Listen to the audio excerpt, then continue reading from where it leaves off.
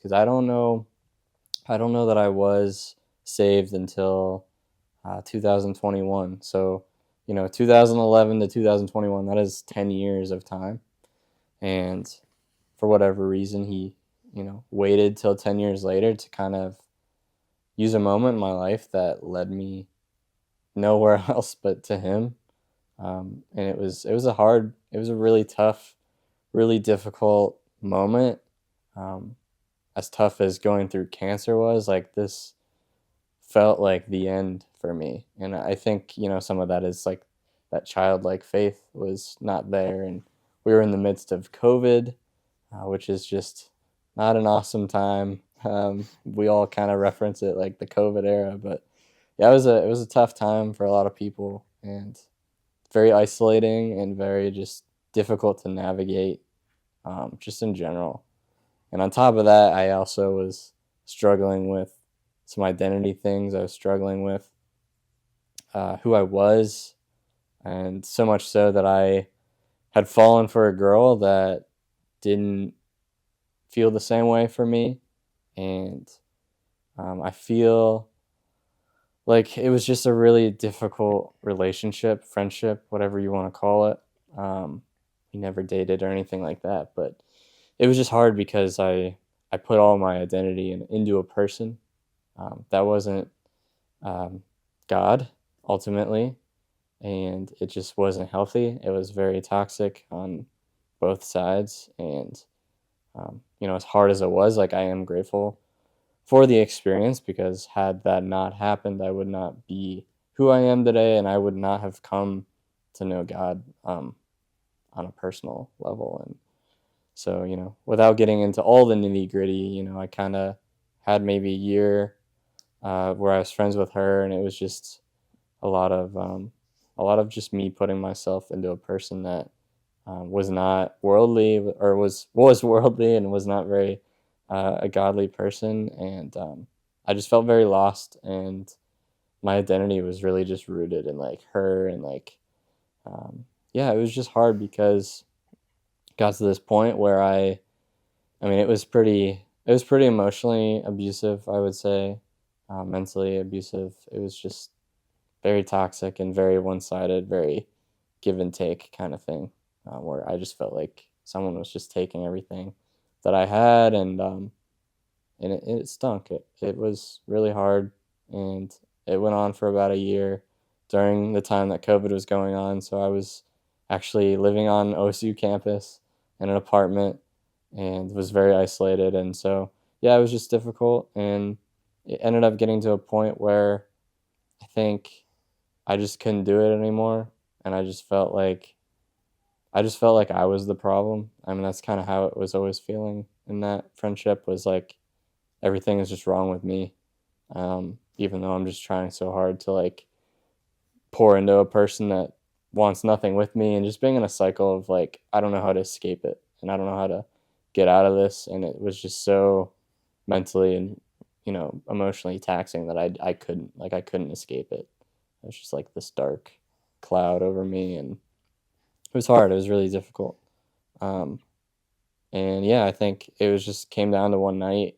Things were just so heightened, and I was just so isolated, and just felt so alone, and just felt like I was cutting all my friends out, and like not hanging out with them, and just spending way too much time with this person that was not great for me, not a good Christian influence. And yeah, I fell into that toxicity, and really just felt like, you know what, like, I think it'd be better if I weren't here anymore. Like, it'd be better if I just took my life, and that's the way that I should go. And I just kept hearing this voice in my head, like, yeah, you should do that. Like, that's the right thing. Like, Mm. everything else you're doing is wrong. The right thing is, let's take your life. And I was like literally about to do it, and I was like sobbing on the floor of my bedroom. And ironically, the girl causing all this pain broke down my door and like stopped it from happening. So it's very ironic.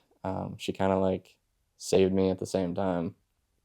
And yeah, crazy just story, man. Like, going through that, high emotions. Obviously, if you've ever been in a place of questioning or thinking about that stuff. It's just full enemy tactics, and I know that now, but I didn't really know what was going on then. And that's kind of where my faith journey began. It's losing myself, putting myself into someone that probably wasn't deserving of it, because they were not God, and putting my identity in God was the answer, and I was doing the opposite of that. So of course I was feeling empty and alone, and all the enemy tricks were full force, and yeah, I started to believe them, and I started to want to act upon them, and um, that's kind of where the line started. And yeah, a week later, kind of miraculously as well, I had a friend reach out to me. Uh, he's been a friend of mine since middle school, since I went through cancer, so full circle. And he said, "Hey man, there's a church I've been going to. It's called Rock City Church, and I don't know why, I just felt compelled to invite you, and I just wanted to see if you'd want to join me this Sunday." And I think I wrote back and said, like, I really don't want to do that, but I have nowhere else to go. And so I said, why not? Like, give it a shot. And so I remember showing up at the Short North location, and yeah, he met me out in the front lobby, and I think we got there, and he was like, "Hey man, like I'm so glad you're here, blah blah blah." I was like, "It's good to see you," and he's like, "We're gonna sit front row," and I was like, I don't know about that. And he just started walking. He just started walking to the front, and I was like, "Okay, I guess we're sitting front row." And we went, and I didn't know it was mostly standing front row because worship was starting, and I was kind of foreign to what that was. Going to a Catholic church my whole life, I was like, "This is definitely different." People are actually singing in tune. It's nice.